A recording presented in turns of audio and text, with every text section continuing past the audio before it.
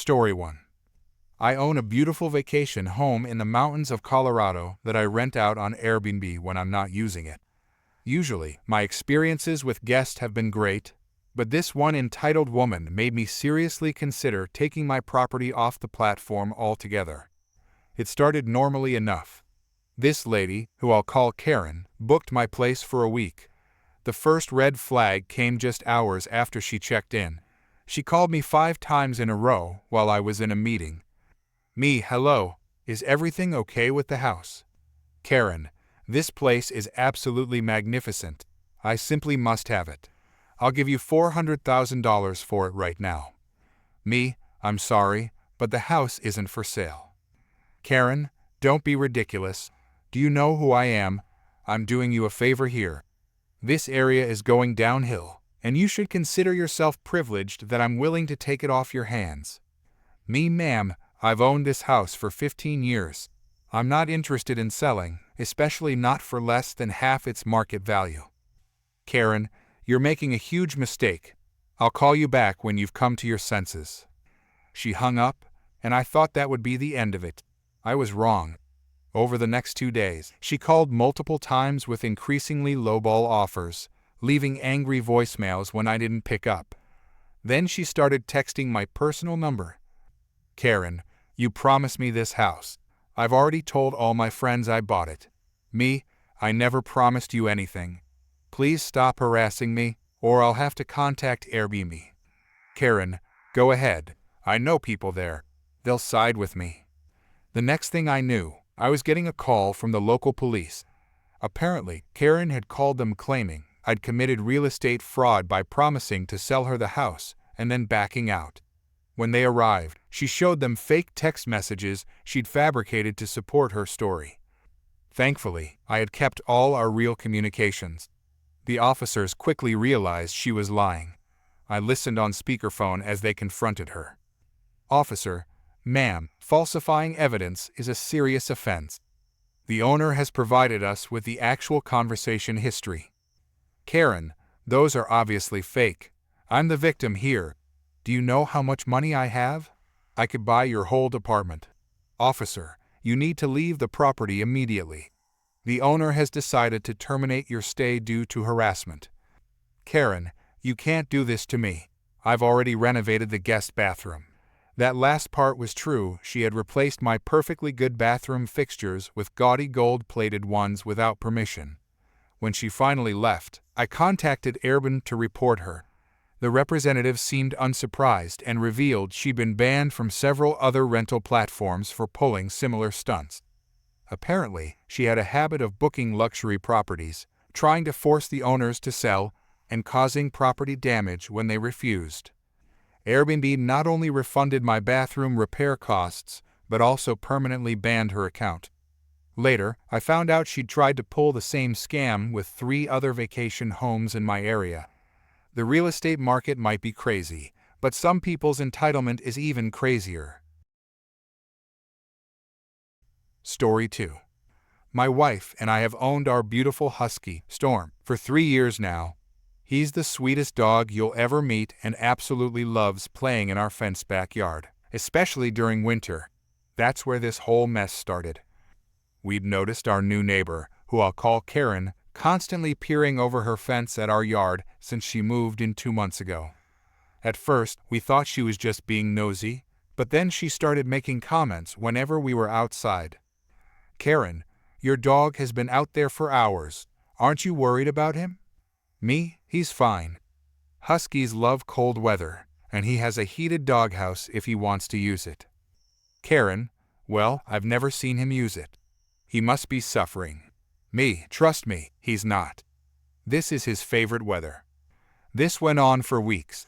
She'd yell over the fence about animal abuse and neglect, even though Storm was clearly happy and healthy. We started documenting her harassment, just in case. Then last Tuesday, while my wife and I were both at work, our security system sent us an alert. We watched in horror as Karen climbed over our fence, wrapped Storm in a blanket, and carried him to her car. We immediately called the police and rushed home. The police tracked Karen to the local animal rescue center. When we arrived, She was in the middle of filling out surrender paperwork. Me, that's our dog you're trying to surrender. Karen, this poor animal was abandoned in that backyard. I'm saving him from neglect. Rescue worker, is this true? My wife, absolutely not. We have security footage of her stealing him from our yard. Karen, I didn't steal anything. I rescued him. He was outside in the cold with no food or water. Me, he has automatic feeders and a heated water bowl. You can clearly see them in our yard. Karen, those could be broken. Besides, huskies shouldn't live in this climate. Rescue worker, ma'am, huskies are literally bred for cold weather. We showed the police and rescue staff our security footage, Storm's vet records, and photos of our yard setup. They immediately returned Storm to us and apologized for the situation. Karen, this is ridiculous.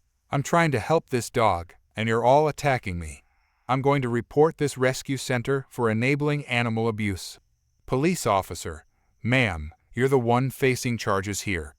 These people have clear evidence of you trespassing and stealing their dog. While Karen was arguing with the police, someone at the rescue center recognized her from Facebook. She'd been posting about her planned rescue mission for days, calling herself a hero and asking for donations to help save our dog. The rescue center staff were furious that she'd tried to use them for her scheme. We pressed charges for theft and trespassing. When word got out about what she'd done, people started sharing her Facebook posts and calling her out.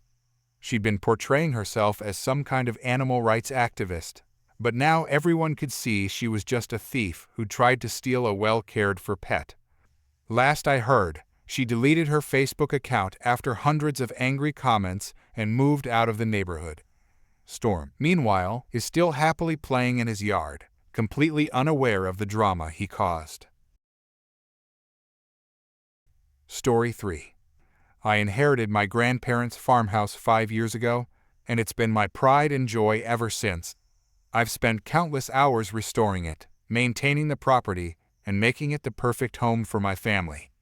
Never did I imagine it would attract the attention of the most entitled bride-to-be I've ever encountered.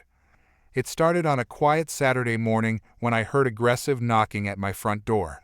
Standing there was a woman in designer clothes, let's call her Karen, and what appeared to be her wedding planning team. Karen, finally, we've been waiting forever.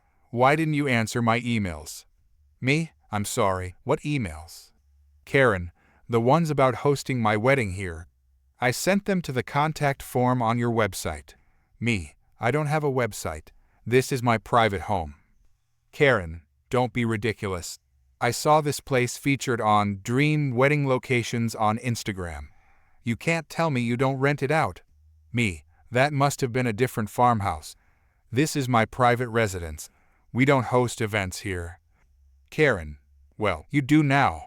I've already paid my photographer and caterer deposits based on this location. I'll give you $2,000 for the day. Me, I'm not interested in any amount. This is my home, not a venue. Karen, listen, I have 150 guests coming in 3 weeks. I've already sent out invitations with this address. You can't possibly say no now. Me, I absolutely can, and I am. Please leave my property.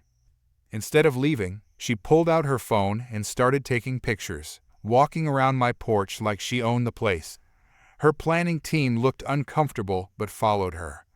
Karen, the arch will go here, and we'll set up the chairs facing the barn. Oh, and we'll need to paint that fence white. The brown is too rustic. Me, you need to leave now, or I'm calling the police. Karen, go ahead. They'll tell you that you can't discriminate against paying customers. I went inside and called the police, but I could see through my windows that Karen and her team were unloading supplies from their van. By the time I got back outside, they were setting up a sample table arrangement on my lawn. Me, what do you think you're doing? Karen, making decisions about the layout. We need to start setup next week to be ready in time. When can I get a key? Her wedding planner finally spoke up. Wedding planner, ma'am, if this isn't actually a venue, we should leave. Karen, shut up. I'm paying you to make this happen, not to take his side. The police arrived about 15 minutes later. Karen was in the middle of hanging fairy lights on my porch. "Officer, ma'am, this is a private residence. You need to leave immediately." "Karen, this is discrimination. I have a contract." "Officer, do you have any documentation showing this is a legitimate venue?" Karen, "Well, no, but look at it. It's perfect for weddings. He's just being difficult." Me, "I've never spoken to this woman before today. I don't rent out my home for events." Karen started crying, mascara running down her face. She was still wearing the veil she'd been using to test the wind flow for photos. "Karen, you're ruining my perfect day. My father is paying a fortune for this wedding, and I won't let you ruin it." She tried to run back to my porch to continue decorating, but the officers stopped her. When she attempted to push past them, they arrested her for trespassing and disorderly conduct. The sight of her being escorted to the police car in handcuffs, still wearing her veil, would have been funny if it wasn't so bizarre. The wedding planner stayed behind to apologize and helped clean up the decorations Karen had scattered across my lawn. That's when she revealed that Karen actually had booked a legitimate venue, an upscale barn wedding venue about 20 miles away. She'd seen my house while driving around the area and decided she liked it better. The next day, I got a call from Karen's father and the owner of her actual venue. Apparently, the wedding planner had reported the incident. The venue owner was furious that Karen had tried to change locations without canceling her contract with them. They immediately canceled her booking and kept her deposit due to breach of contract. Her father tried to blame me for misleading his daughter by having such a venue-like house. He threatened to sue me for emotional distress and the cost of new invitations. I sent him the police report and security camera footage of the incident, and he quickly backed down. I later heard through local wedding planning circles that Karen had to postpone her entire wedding because she couldn't find another venue on such short notice that matched her vision. She tried to post negative reviews about my venue online, but since my house isn't actually a business, they all got taken down. I've since installed better security cameras and a gate at the end of my driveway. I still occasionally get lost wedding guests showing up because apparently some people kept the original invitations with my address. At least they're polite when I redirect them to the actual venue. Story 4. Our family had been planning this beach vacation for months. My wife, our 2 kids, and I had saved up for a beautiful oceanfront cottage, and we were halfway through our perfect week when everything went sideways. We were having lunch on the deck when this woman, let's call her Karen, stormed up the beach access stairs, dragging 2 designer suitcases behind her. At first, we thought she was lost. Me, "Can I help you?" Karen, "Yes, you can pack up and move to Unit 14B. That's where I'm staying, and we're switching." My wife, "Excuse me." Karen, "Look, I paid good money for my rental, but it's absolutely horrible. The view is partially blocked by trees, and the deck furniture is last season's style. This unit is much more my taste." Me, "I'm sorry you're not happy with your rental, but we're not switching. We booked this place months ago." Karen, "Well, I'm here now, and this space would be much better suited to someone like me. I have an eye for aesthetic living, and you're clearly not making the most of it. I mean, look at those tacky beach toys." She pointed at our kids' sandcastle building set and started gathering it up. My wife, "Put those down. Those belong to our children." Karen, "They can use them at the other unit. Now come on, be reasonable. I've already called an Uber to move your things." Before we could stop her, she marched inside our rental and started grabbing our bags from the living room. My wife rushed to call the rental office while I tried to block Karen from throwing our luggage onto the deck. Me, "Stop touching our belongings. You need to leave right now." Karen, "No, you need to leave. I've already decided this is my unit now. Do you know how much I paid for my vacation? I deserve the best unit available." Our kids were getting scared, so my wife took them inside while I dealt with Karen. She had pulled out her phone and was taking pictures of our tacky decorating choices while making a list of changes she planned to make. Karen, These curtains will have to go. And that coffee table? Ugh. Don't worry, I'll make this place Instagram-worthy by sunset. The rental office sent security, but Karen refused to acknowledge them. Security guard, ma'am, you need to return to your assigned unit immediately. Karen, I don't have to go anywhere. I've been here for 15 minutes, which means I have squatters' rights now. Look it up. Security guard, that's not how squatters' rights work. The police are on their way. Karen, perfect. They can help remove these people from my new residence.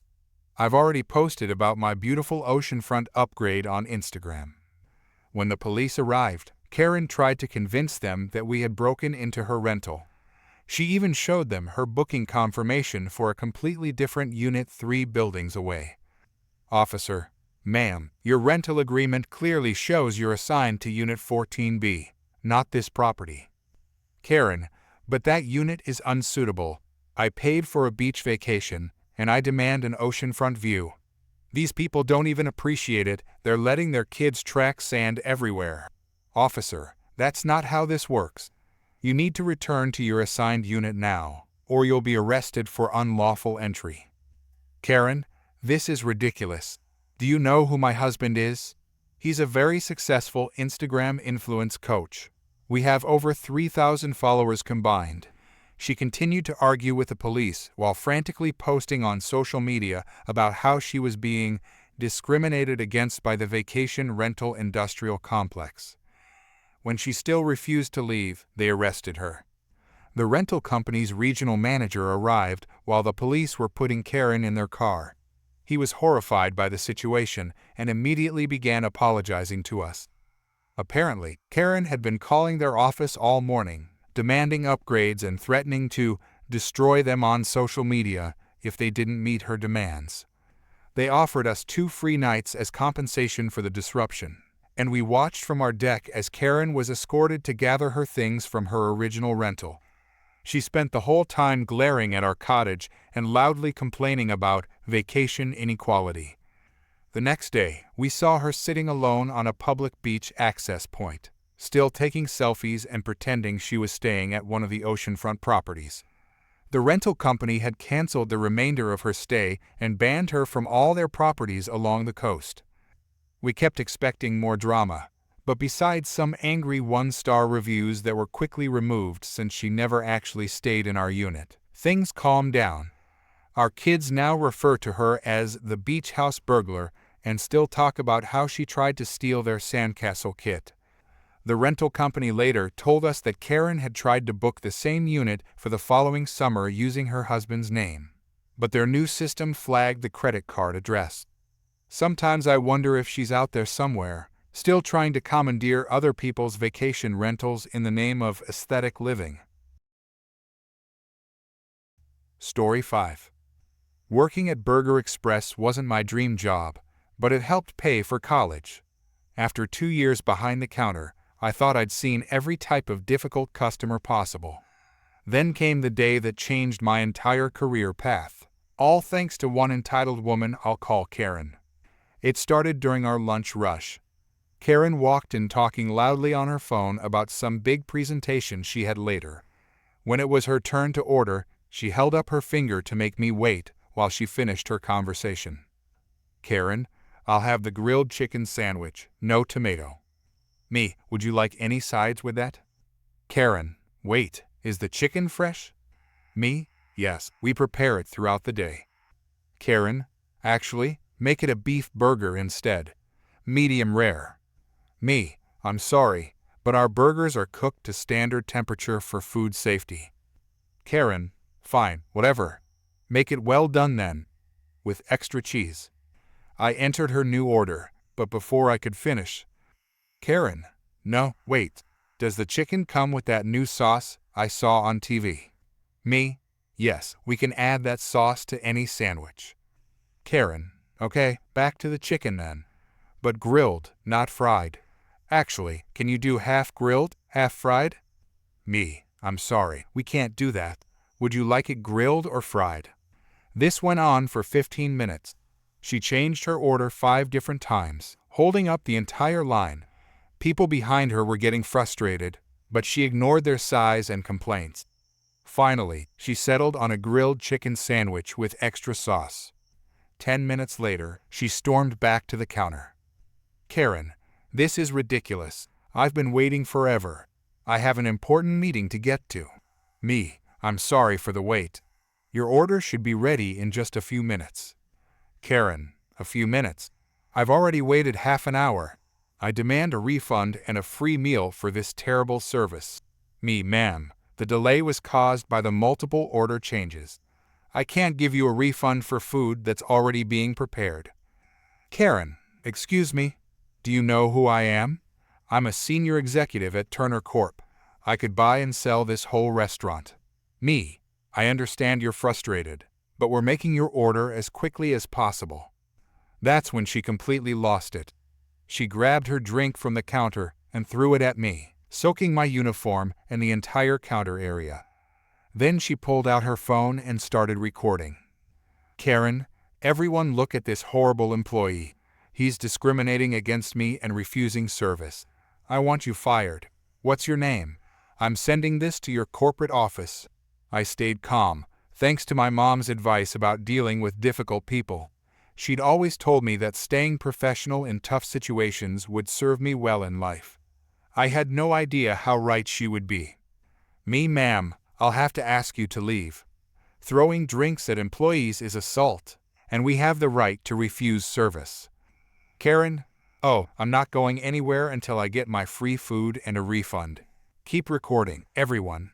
Watch how badly they treat paying customers here. The manager came out and immediately called the police. Karen was still filming and yelling about how she'd make sure everyone at Turner Corp heard about this terrible service. That's when I had to try really hard not to smile, because Turner Corp was where my mom worked as the head of human resources. The police arrived and took statements from everyone, including the customers who had witnessed Karen's meltdown. She tried to show them her video as proof of discrimination, but it only showed her throwing the drink and screaming at me. Later that night, Karen's video went viral, but not in the way she intended. People praised my calm response and condemned her behavior. The next morning, she probably realized her mistake when she was called into human resources at Turner Corp to meet with my mom. My mom couldn't tell me much about what happened for legal reasons, but Karen's LinkedIn status changed to seeking new opportunities that same day. Apparently, assaulting a teenager on camera and threatening to abuse your corporate position doesn't align with Turner Corp's values. But the story doesn't end there. A week later, I got an email from the CEO of a major restaurant chain who had seen the video. He was impressed by how I handled the situation and offered me an internship in their corporate office, with the potential for a full-time position after graduation. The local news even picked up the story. They interviewed me about customer service in the digital age, and I got to wear a suit instead of a burger grease-stained uniform. Karen tried to post her side of the story on social media, claiming she was set up, but nobody was buying it. The video of her throwing the drink had already been viewed millions of times. I still work at Burger Express part-time while doing my internship, but now my coworkers jokingly ask me to handle all the difficult customers. Sometimes people even recognize me as that guy from the video and ask for selfies. I never expected that getting a drink thrown at me would lead to a career opportunity, but I guess staying professional really does pay off. Story 6. I've been working at Lux & Co. Boutique for 3 years now, and while we get our fair share of difficult customers, no one quite compares to the woman I encountered last month. Let's call her Karen.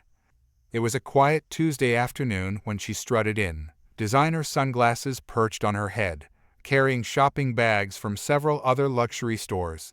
She made a beeline for our newest collection of handcrafted leather bags, zeroing in on our most expensive piece, a limited edition tote that had just arrived that morning. "Me, welcome to Lux & Company. Can I help you find anything specific today?" "Karen, yes, I want this bag. But I'm not paying this ridiculous price. I saw it online for half this amount." "Me, I apologize, but that's not possible. This bag was just released today, and we're an exclusive retailer." "Karen, Are you calling me a liar? I know what I saw. Look, I'll show you. She spent the next 10 minutes frantically scrolling through her phone, obviously unable to find this mythical half-price listing. Karen? Well, my internet isn't working properly, but I know I saw it cheaper. Just give me the discount, and we can both get on with our day. Me, I'm sorry, but we don't negotiate our prices. These bags are handcrafted in limited quantities, and the price reflects their quality and exclusivity. Karen, this is ridiculous. I spend thousands of dollars on designer items every month. Do you know how many Instagram followers I have? I could give this place amazing exposure. Me, while we appreciate your interest, our pricing is fixed. Karen, get me your manager right now. I've never been treated so rudely in a luxury store before. My coworker had already texted our owner about the situation, and she was watching everything from her office upstairs. When Karen started getting louder, the owner came down to handle the situation personally. Owner, is there a problem here? Karen, finally, someone who might understand business. Your employee is being completely unreasonable. I'm offering to pay a fair market price for this bag, and she's refusing to help me. Owner, and what do you consider a fair market price? Karen, well, I saw it online for $2,800, so I'll give you $3,000. That's more than generous considering how unhelpful your staff has been. Owner, the bag is $5,600. That's the price. This isn't a flea market, we don't haggle here. Karen, excuse me? Do you have any idea how much business you're about to lose? I'm an influencer. I could destroy your reputation with one post. Owner, if you'd like to purchase the bag at its listed price, we're happy to help you. Otherwise, there are several other boutiques in the area you might prefer. Karen's face turned so red, I thought she might explode. She grabbed her shopping bags and stormed toward the door, knocking over a display of silk scarves on her way out. Karen, you'll regret this. I'm telling all my followers to boycott this place. We thought that was the end of it, but exactly 1 week later, she walked in again, acting like nothing had happened. She was wearing different sunglasses and had her hair styled differently, as if that would prevent us from recognizing her. This time, we decided to have a little fun. Every time she tried to get someone's attention, we suddenly became incredibly busy. My coworker developed an intense need to reorganize the stockroom. I became deeply absorbed in updating our inventory system. Another colleague had an urgent need to polish every piece of glass in our display cases. Karen wandered around for almost an hour, picking up items and clearing her throat loudly, trying to get our attention. She even dropped a wallet on the floor, presumably hoping the noise would force us to acknowledge her. We just kept working, occasionally glancing at each other and trying not to laugh. Finally, she approached the counter where I was meticulously counting the same stack of business cards for the third time. Karen, excuse me, is anyone actually working here? I looked up with my most innocent expression. Me, oh, I'm so sorry, we're terribly understaffed today, and I'm right in the middle of our monthly inventory count. Perhaps you'd like to come back another time? She stared at me for a moment, probably trying to decide if I recognized her. Then she looked around at my equally busy colleagues and seemed to finally realize we were all just ignoring her. Without another word, she turned and speed walked out of the store. Through the window, we could see her angrily typing on her phone, probably composing another angry social media post about our terrible service. The owner, who had watched the whole thing on our security cameras, came down laughing and bought us all coffee. The best part? That limited edition bag Karen wanted. It sold the next day to a lovely customer who didn't try to haggle even once. Story 7. I've been hosting at the Rustic Grill for about 2 years now, and weekend nights are always busy. Last Saturday was particularly packed, every table was full, and we had a line of people waiting patiently with their buzzer discs. Well, most people were patient.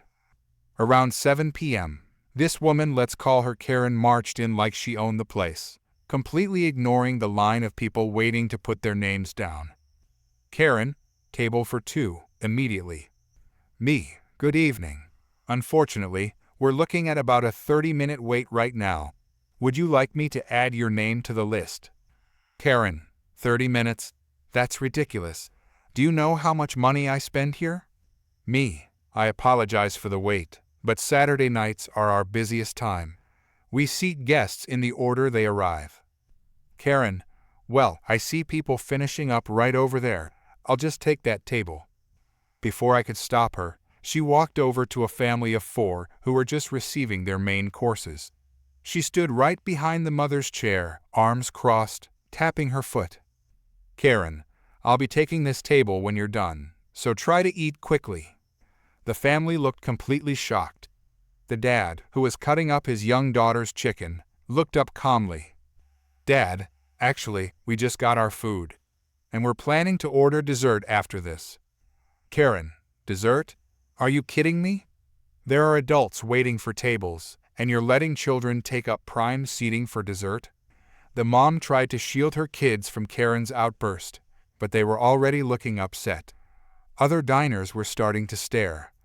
Our manager, who had been watching the situation unfold, came over immediately. Manager, is there a problem here? Karen, yes, there's a problem. This is supposed to be a nice restaurant, but you're letting families with small children hog the best tables while real customers have to wait. Manager, ma'am, all our customers are real customers, regardless of age.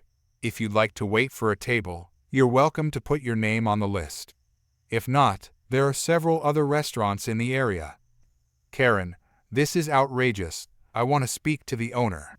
Manager, I am the owner, and I'm telling you that if you continue to harass our guests, you'll need to leave. Karen, fine. I'm never coming back here again, and I'm leaving a terrible review.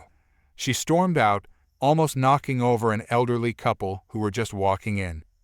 The manager immediately turned to the family. Manager, I am so sorry about that. Please, enjoy your meal, and dessert is on the house tonight. The kids' faces lit up at the mention of free dessert, and the tension finally broke. The dad thanked the manager, and the family went on to order not just one, but 2 different desserts to share. Later that night, we saw Karen's 1-star review pop up. Horrible service. They let children eat dessert while paying adults have to wait. The responses from other customers were hilarious, with several people who had witnessed the scene sharing what really happened. The funny thing is, if Karen had just put her name on the list when she first came in, she would have been seated before she finished her tantrum. Instead, she left hungry while the family enjoyed their complimentary chocolate lava cake and ice cream sundae. The next weekend, the same family came back for dinner. This time they had a reservation, and I made sure to seat them at that exact same prime table. They left a generous tip and another glowing review, just to balance out Karen's rant. Story 8. Just another normal Tuesday at the mall, or so I thought. I had spotted a great parking space near the entrance and was about to pull in when another car zipped around the corner and smoothly parked in it. No big deal, right? These things happen. Well, apparently not everyone shares that mindset. I was about to drive away to find another spot when I witnessed the most ridiculous parking lot drama unfold. A white SUV came screeching up and parked directly behind the car that had just taken the spot, completely blocking them in. The driver, who I'll call Karen, started laying on her horn. The man who had parked got out of his car, looking understandably confused. Karen, that was my spot. I've been waiting for it. Move your car right now. Driver, excuse me? I didn't see anyone waiting, and you can't claim a parking spot from across the lot. Karen, I was circling for 10 minutes. You must have seen me. Driver, ma'am, this isn't elementary school. You can't call dibs on a parking space. By this point, other cars were starting to pile up behind Karen's SUV. People began honking, but she just ignored them. Karen, I'm not moving until you get out of my spot. Driver, there are plenty of other spaces available. You're blocking traffic. Karen, not my problem. You're the one who stole my spot. The driver, maintaining remarkable composure, pulled out his phone.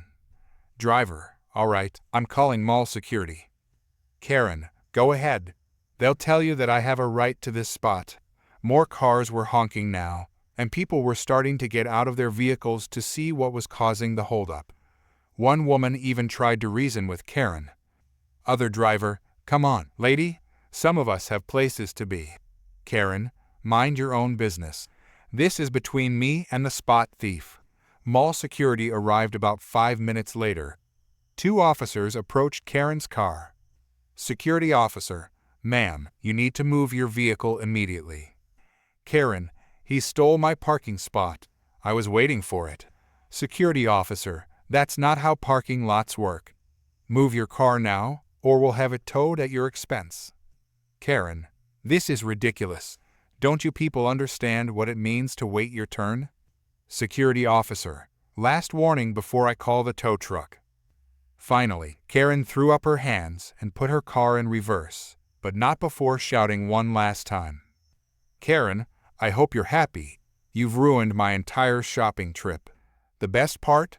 She ended up parking in a spot way at the back of the lot 1 that had been available the entire time she was throwing her tantrum. I watched her storm toward the mall entrance, designer purse swinging angrily at her side, while shooting death glares at the man who'd stolen her spot. The man just shook his head, locked his car, and walked into the mall like nothing had happened. Several people who had witnessed the scene gave him a thumbs up as they passed by. I ended up finding a spot a few rows over, and as I walked toward the mall, I could still hear Karen complaining loudly on her phone about how rude everyone had been to her.